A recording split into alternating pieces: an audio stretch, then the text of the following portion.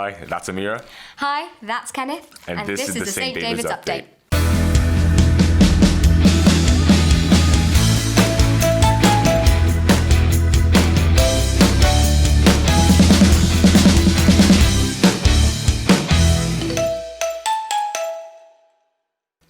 We're currently filming this on Remembrance Day, and what a lovely touch it was that Mr. Bainan recited a little passage at the end of the 2 minutes today. If you want to read more, our student journalists Ava and Fionn wrote an article on why Remembrance Day is so relevant to young people today. So check that out on the college website when you have the time. Great. And the feedback from the student survey has just been released. On the Settling In survey, nearly all students said they were happy with their start at St. David's, and 100% of all responses said they were comfortable with St. David's currently. And remember that your pastoral tutor is your first point of contact if you have any problems, and all students have access to for the wellbeing team who are there to support you. A few students were also unsure about where Student Services is located. This is in the atrium of our George Stack building.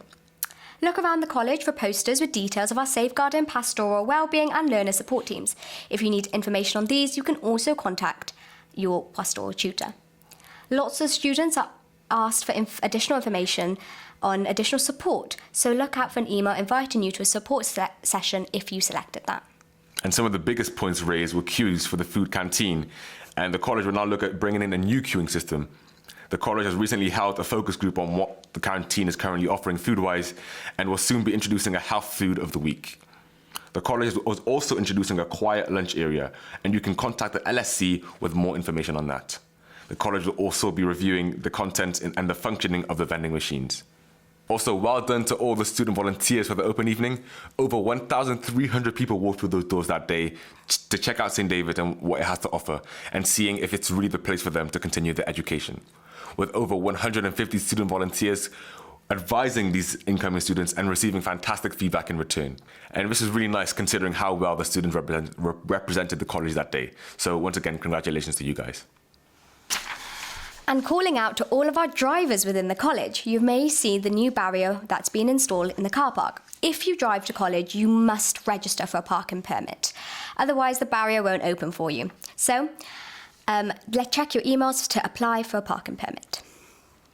Also, you may have noticed that the college has been awarded the Carers Federation Quality Standard in Carer Support, or the QSCS.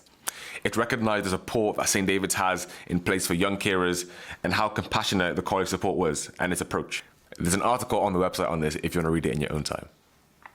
And as always, there's some lovely sport information with our Saints basketball team has kicked off their defence of the Welsh School Championships. The boys secured victory in the first round with wins over Cateys, Willows, Merriamackler and Glantaf. The boys will now continue to go into the next round later this season, so good luck to them.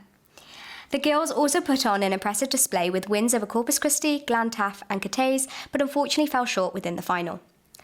The Saints second team put a battle against Merthyr College. The boys were looking to impress coaches, and the game was very back and forth, winning 57-55 with a 2-point win.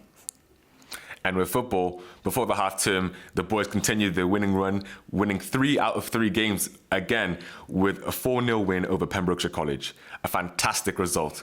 And well done to Camille, scoring all 4 of those goals. Also, the St. David's girls put in a fantastic performance, beating Coleg Dewi Sant 6-1. Well done in particular to Amy Deacon, who on her birthday scored 4 goals, and Chloe Brown adding 2 more. And with esports, well done to the esports students who raised over £200 for a range of charities. The tournaments were a good laugh, and the cake sale went really well. It's fantastic to see how people are using their time and their effort for raising money for charities, something we can all follow an example of. And the Christmas fair is looming. There's still spaces available to have a stall at the Christmas market. So if you're a crafty person, get making, get selling and get contacting Miss Brewster in the Launchpad to sign up. There's some important dates flying at you guys this week, so get your diaries open. This Friday, it is the UCAS deadline, so if you haven't submitted, please do already. And on the 21st of November, it's our lower 6th parents' evening. On Monday the 18th to Friday the 22nd of November, it's Global Entrepreneurship Week, which is something I'm looking forward to personally. And keep your eye out as the college's annual Advent service is coming at you on the 12th of December. And that's it from us. We'll catch you at the next update. Thank you for watching.